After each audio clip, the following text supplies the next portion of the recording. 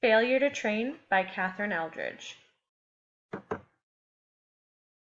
Importance of training. Helps officers win confrontations. Lack of training puts department at risk. Not just a luxury, but a critical managerial responsibility. Academic training alone is not sufficient. Officer must have the knowledge and willingness to apply what they have learned in real-life situations.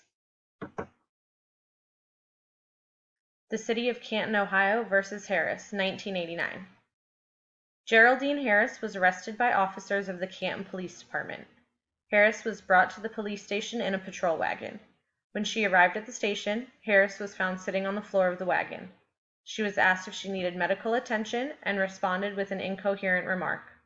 After she was brought inside the station for processing, Mrs. Harris slumped to the floor on 2 occasions. Eventually, the officers left Mrs. Harris lying on the floor to prevent her from falling again.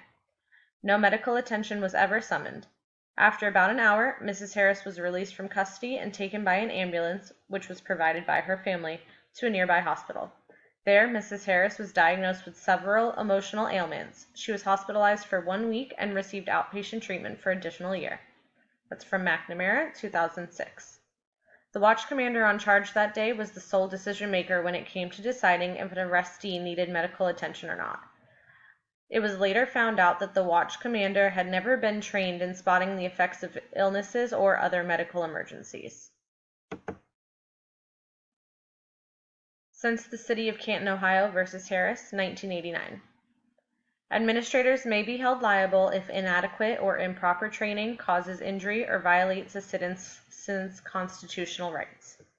The court also made it clear that the basic police academy emphasizes law and discipline, but that such training alone is not enough. That's from McNamara, 2006. There were an estimated 30,000 lawsuits per year against law enforcement agencies in the 1990s. Establishing civil liability. A plaintiff can establish liability on behalf of a city in one of 3 ways, either by 1. An express policy that, when enforced, causes a constitutional deprivation. 2. A widespread practice that, although not authorized by written law or express municipal policy, is so permanent and well settled as to constitute a custom or usage with the force of law. Or 3. An allegation that the constitutional injury was caused by a person with final policy-making authority. That's from Law Officer, 2012.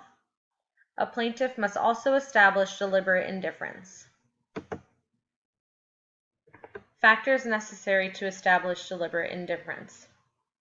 Is a training program adequate to the task the employee must perform? If not, can such inadequate training justifiably represent the city policy? Is the identified deficiency directly related to the ultimate injury?